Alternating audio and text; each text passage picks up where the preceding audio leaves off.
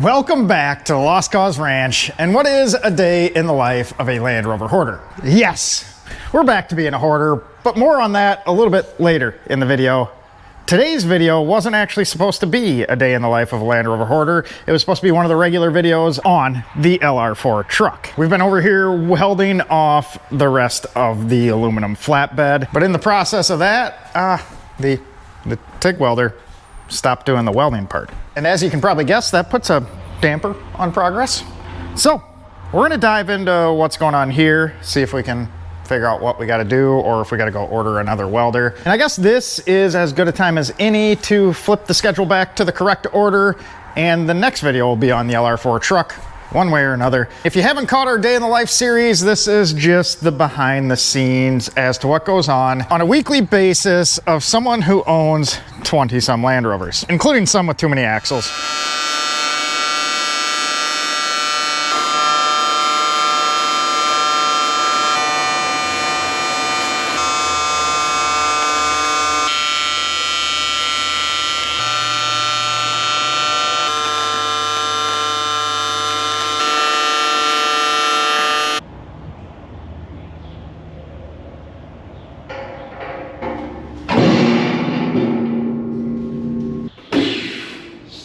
Stay.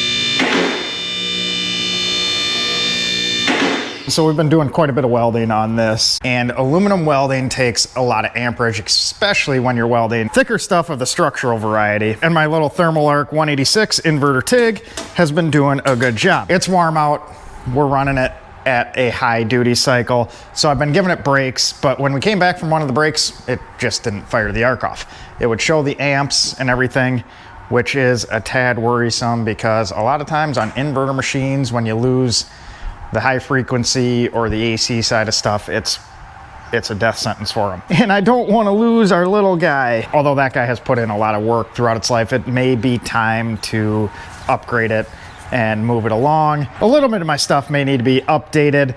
I don't feel like I've been doing this as long as I have, but I've been self-employed full-time doing the car modifications for 17 years now. And I think that welder's 15 years old, and it has welded a lot of stuff, including many things like this turbo manifold for the 944. We have done a lot of stainless work over the years and quite a bit of aluminum work, so it just may be due, but I like it, so we're gonna see what we can figure out here. There's not a whole lot I'm gonna know what to do, but we're gonna do the old wiggle a bunch of stuff and see if that fixes it. That's the correct way to fix things, right? All right, looking at it, I don't see anything super alarming. I was just wondering if there was gonna be like a popped resistor or capacitor. I don't know a whole lot about circuit board stuff anyways, so I'm kind of clueless when I'm looking at it. Like I said, we're just probably gonna do a little wiggle on stuff. I mean, I was running it pretty hard, so maybe something got hot like that. That looks like that got hot at some point in time. That looks like it's burnt up to me. I also don't like touching this stuff because I imagine some of it is still holding a proper amount of juice. For shop setting, it's not overly dirty inside, but we'll blow it out as well. I'm thinking that guy may be the issue. And we also got some sort of connection underneath there that's like bolted together, so I might pull the heat shrink back and see what we have there. I mean, when you're doing this stuff, definitely make sure it's unplugged. All right, but now that we wiggled some stuff, let's see if it arcs off. Well, I think we got somewhere. But yeah, I suspect whatever that coil is where our issue is. So I think, well, it's got a part number on top, so I think I'll order one of those, but we may be able to continue on for the time being, but it does look like that got hot and melted. It might have arced itself out. Because if you look there, that lower part has the white isolator, the upper one does not. So hey, not a terrible delay. We're gonna give her a little test rip here.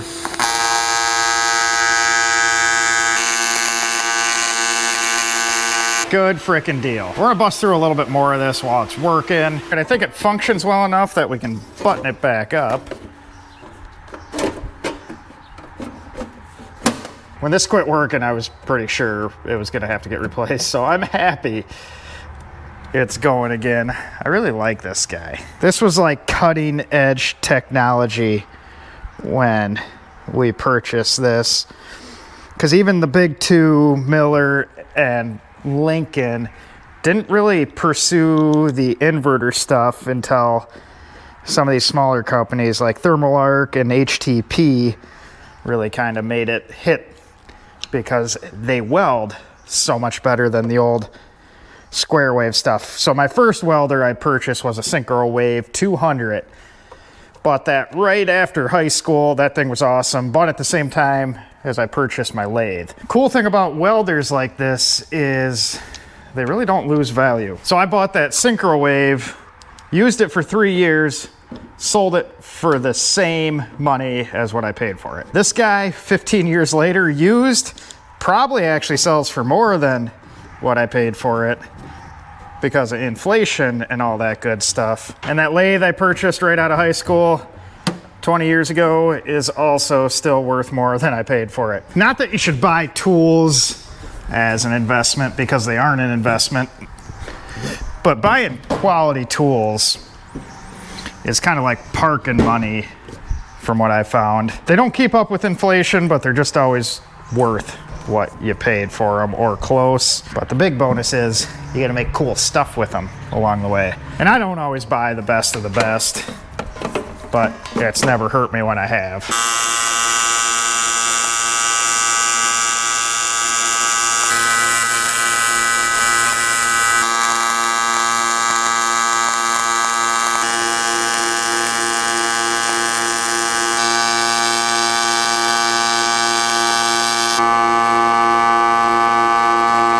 So we got quite a bit more of the underneath welded off. We're going to slap this guy back on the LR4. We're not going to bolt it down. I just want to store it on there because I need to get some stuff moved around, mainly the engine hoist out, because like you guys know, I'm my own worst enemy and we have another engine showing up here. I sure like to make life difficult. Now, you know the most shocking thing there is about owning 20 Land Rovers?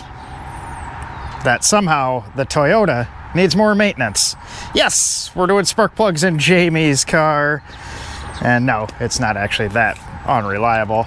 We're just keeping up on it. But it is funny that we've done more to this during the period that I own the Range Rover. Although next week that'll change. You guys will have to stay tuned. That'll probably be on the day in the life of the L405. No, the day in the life of a Land Rover Hoarder. We're gonna take a look at the L405 and how that thing's been. We've got about 20-some thousand miles on it, and a good portion of those have had the trailer and a Land Rover behind it, so we have been using it. I don't think they're as bad as people make them out to be. I'd probably still be walking home from somewhere if they were as big of piles as everyone says they are. Especially with all that great luck I've been seeming to have lately. Comical amount of it. I will give it this though. The spark plug job is gonna be a tiny bit easier than the Range Rover. A little bit more involved on the 5-liter with the supercharger hanging in there. The inline 4-cylinder is just much easier to deal with. Everything's right up top. And there is a decent gap on these with some blow-by, so not a bad thing to take care of. But yeah, Range Rover's probably gonna take a tad bit more than like 10 minutes to do them. So welcome to tomorrow. It's the next day, same video for you guys. But last night had a friend come into town and drop off a couple goodies. I really have a knack of getting goodies that come with goodies. So this is the extra parts. And here's the main bit. Told you we had to make room for another engine.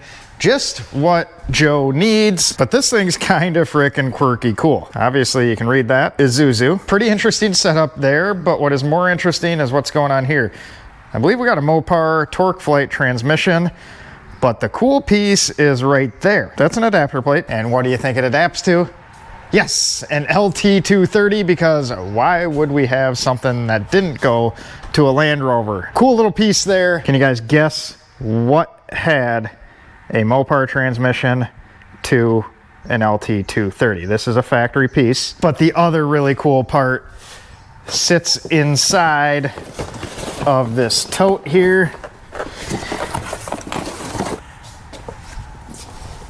And that is a turbo setup for said Isuzu engine. I mean, that's gonna make this kind of like a riff on a Parenti. Now, what do you guys think this should go in? That's a down the road deal. Don't worry, we aren't abandoning any projects a la Lightweight, but the timing just worked out for him to swing by with it. But I have an idea what I would put it in. I just wanna hear if you guys think the same. And I guess if you peek over the County 110, right over there, we got another engine. It just came with more around it as well. I mean, soon enough, I'm forcing the issue on getting more space. Maybe I'm like self-sabotaging to make that happen. Something to think about. But yeah, I wasn't lying that we are back to hoarding status, but I can't not have neat, interesting stuff when it becomes available. I don't know what is my major malfunction in life. I know it's a problem, and I guess as they say, that's like the first step is knowing you have a problem, but I just don't want to fix that problem. This is interesting. I've never seen a wire nut used as a cap for a port. I like that. Gonna have to keep that in the old memory bank for when we're capping off junkyard engines. We also just had a couple parts that are crucial to the LR4 build show up, and that is some tube clamps. I mentioned these in the last LR4 video, and those are gonna allow us to make our scrub bars. See, I remembered this time. Roo bar because you hit a kangaroo with it. Scrub bar because you're hitting the scrub brush. But these guys are gonna allow us to attach that scrub bar to the rock slider and have it be removable separately. So this will slide inside a piece of tube. We'll weld it all together. Other piece of tube will weld in there, and then we can split it at that joint when we need to pull it apart. So we'll have one here and one mounting to the tube that'll be on the bumper. And that leads us to our next dilemma, which involves taking a trip to my second favorite store.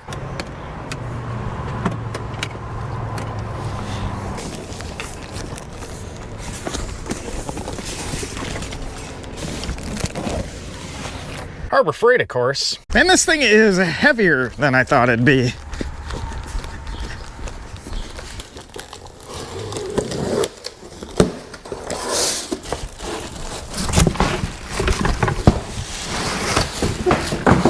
We got ourselves a little tube roller. Now, Ted and I had the original Harbor Freight version of this, and it wasn't the greatest. It worked, but we ended up getting rid of it. This is the new version, and it looks like it is much nicer, and my little brother just got one. He said it works pretty slick. He picked one up for a more mobile solution for his business instead of having to use the big hydraulic one or drag that along with you in different places. This one you can take right onto the job site, but this is what we are gonna need to make up our new scrub bar, or essentially what is gonna be the new fender wheel well flare thingamabobber. You saw when we were building the rock sliders that we have a tube bender, which is perfect for bending stuff like that. But when it comes to a section of smooth, continuous, bigger radius, English, we're essentially gonna follow this indent with one continuous bend. We could make it work with our tube bender. You would just have to do a bunch of bump bends along the way, but then you would have a bunch of bends, and it wouldn't be a continuous, smooth, professional looking piece. So that is where this comes in. We slide a piece of tube in, and then it goes through the rollers. You tighten this down, crank it back and forth, tighten it down, crank it back and forth, rinse and repeat until you get the bend that you desire. We're not gonna do that today. You will see that on the next video, or at least I think it'll be on the next video this Sunday. When we're back on the LR4, we did get quite a bit done on welding this stuff out. That's not the most interesting thing in the world, so I didn't want to waste a whole lot of time showing you that. But we got cool stuff laying around, cool stuff outside like you saw, and we're back in full swing. And with that being said, Appreciate you guys watching, appreciate subscribing, and we got all sorts of stuff happening. We should have an intercooler here shortly. We got scrub bars that will be in action and a few other things on the LR4. Hopefully you'll see that on Sunday. Every guy should just have stuff.